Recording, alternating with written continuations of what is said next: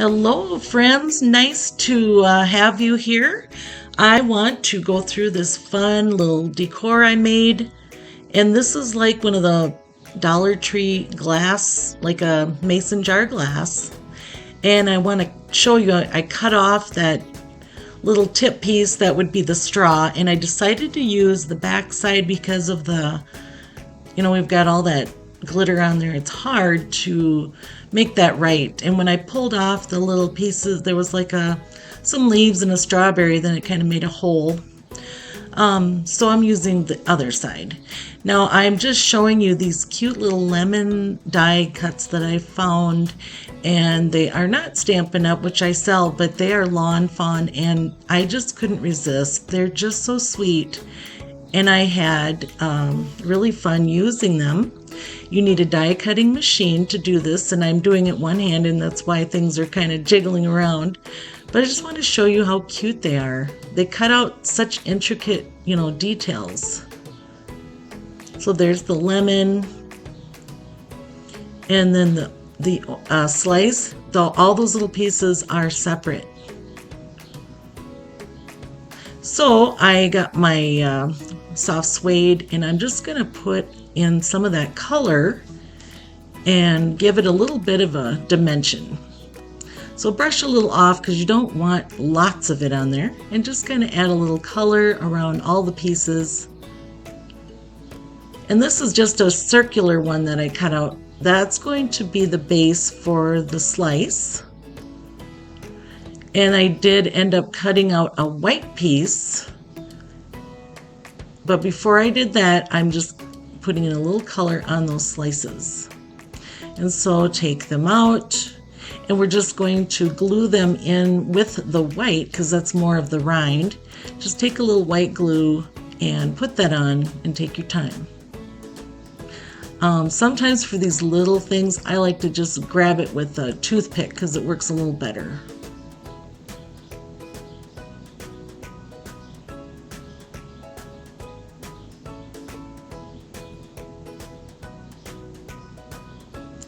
And then just take each little piece and stick it right back in there. A little bit of time, and then you're done. I do happen to enjoy doing this, so it's fun for me. Okay, and then this is going to go underneath the lemon. You saw those little holes. So I kind of needed to make it darker so you could kind of see through there that it's not the same yellow. And you could just use a darker yellow, but I didn't have one, so I just used it this way, and just adding some of that color to those pretty leaves. So the colors I used for Stampin' Up was, this is Granny Apple Green, and then the lemon was, it's a daffodil color. And I'm just going to cut these in half. And I'm just eyeballing things now. I did cut out some images on my Cricut, and I'm going to show you, I downloaded these fonts and printed them out, and so I'll just list the ones that I did, and I found it on DaFont. Play around with it till you like what you see. And then I removed everything and gave the whole thing one coat of the Waverly white chalk paint. Actually, I should say it was more like two, because it did kind of show through. Everything's completely dry now, and I'm just going to go with white glue and put those down. Stampin' Up does sell a glue, but I'm just saying that you can use any white glue and it'll stick fine. Just give it some pressure and hold it down. And at this point, when things are starting to come together, it's just so fun. And when I cut the things out of my Cricut, I wanted it to stay all together, and they call it like flattening. But then I couldn't get it to just cut. So I ended up having to cut these apart, and then I'm just going to eyeball it and put them down. And I think it turned out pretty good. So if you're a little new to the Cricut thing, this is just, you've got your pieces cut out, and then you need some transfer tape so you can put it back down on your surface, and just a little pressure so things stick to each other, and then pull it off gently. And if there's something that doesn't quite stick down, then just go back over it a little bit. I wanted to do something a little different than lemonade. When life gives you lemons, make lemonade. I decided the sweet tea was really cute because it just says, be sweet, try and, make the best of your situation.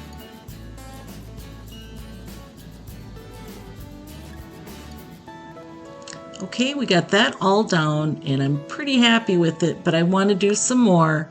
So I cut out some circular pieces of that Granny Apple Green.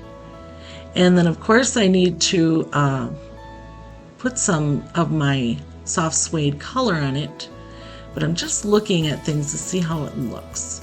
The little tool I'm using is called a pick-me-up tool, and so I'll show you how that works. It just gives you like an extra little hand since these are so tiny. So I inked it up a little bit, put it back down, and then this end has a little bit of a it's kind of like the stuff that you'd use in a classroom, like that blue. It's removable. Anyway, you pop that on there, and if you need more of it, you just twist the top and a little more will come out. The other end is like a piercing tool, and that is really nice to use too, and I use that at the end of this project.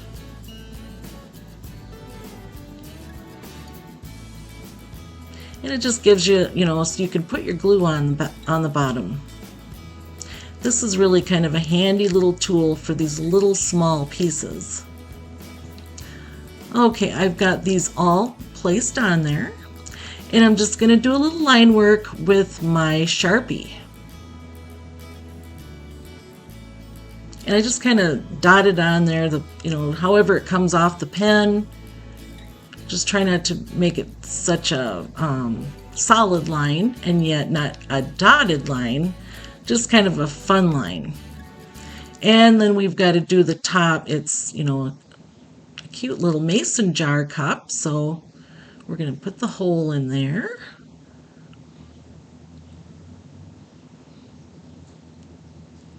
And I'm pretty happy with it at this point, but it needed a little bow. It needed something more. So I'm going to make just a real quick messy bow using the colors that are in my piece. I'm going to add that all together with some black string and pop it on with more of that white glue.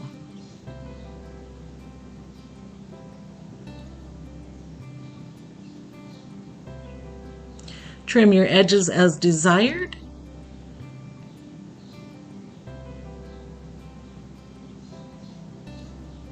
And there, I'm just going to put a little glue and hold it in place for a little bit. The Aleene's glue works really good because it's thick.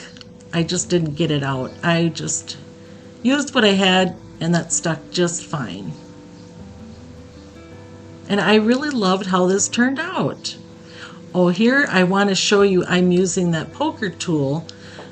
I had gotten some paint in the holes, so I needed that, and it worked so nice to just poke that right back through. And putting the handle or the hanger right back on that was on there before.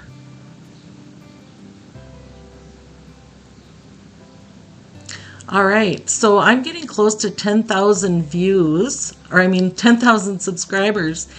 And this is going to be one of my pieces. I'm going to do a drawing, and this will be one of them. I'm going to do more than one.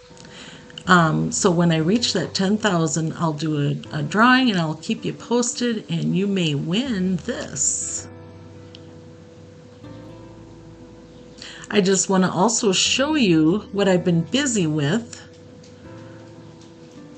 This week I've been not well, but last week with graduation I made some cakes, did that for friends. The hat and the diploma were made of cookies, and that hat was made of cookie. Just wanted to show you the fun things that I get to do for friends that I enjoy doing. And we did marble cake, and that always goes so well. And I also sell towels at our local store, but my embroidery machine broke. And they were fresh out of towels, so I had to make something. So I bought some Pioneer Woman towels because I wasn't sure how well these iron-ons would look on my regular kitchen cotton towels. And so I'm just getting my Cricut out that was gifted to me by Cricut, very generous, using the Smart Iron-On. And so the difference is with the Cricut machine that I have, the Air 3 or the third, you can use it without a mat. And this is how it works, but you have to use the Smart Vinyl materials with it. This machine also, you can use a mat, you just gotta put it down when you're setting things up. And I'm just gonna go through and let this cut out and show you the process of using an iron-on onto a towel. Very easy. My embroidery machine, I'm going to bring it into the doctor on Saturday, the sewing machine doctor, and hopefully it won't take too long and we can get back to embroidery. So we're just going to put one of these Cricut heat tools on it and set it up. It's really slick because you just put a timer on it. Now what the layers are is the towel, the image, and the image has a plastic on it. I put a regular cotton towel down, and then I put that down for the entire time. Now once it's at this point, you want to let it cool. So I set it aside and I worked on another towel, and I'm just showing you how I'm making a mark on it without really making a mark. Fold the towel in half, iron it down, and then you'll have a marker for the middle of the towel. You can kind of see very faintly, and then you can use that as your guide. And this is cool now, so I just kind of want to take that off. Now when you're looking at this, if anything is loose, you're going to want to do it again, hold it down a little longer. It almost like bakes it right into the towel, and that way it's going to stay. So make sure it's down really good. This is what I came up with. The least favorite one was that towel with all the floral on it, but the rest of them I think turned out really cute.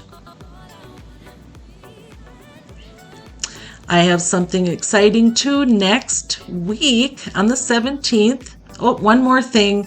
I made cards too. So I went to this card class.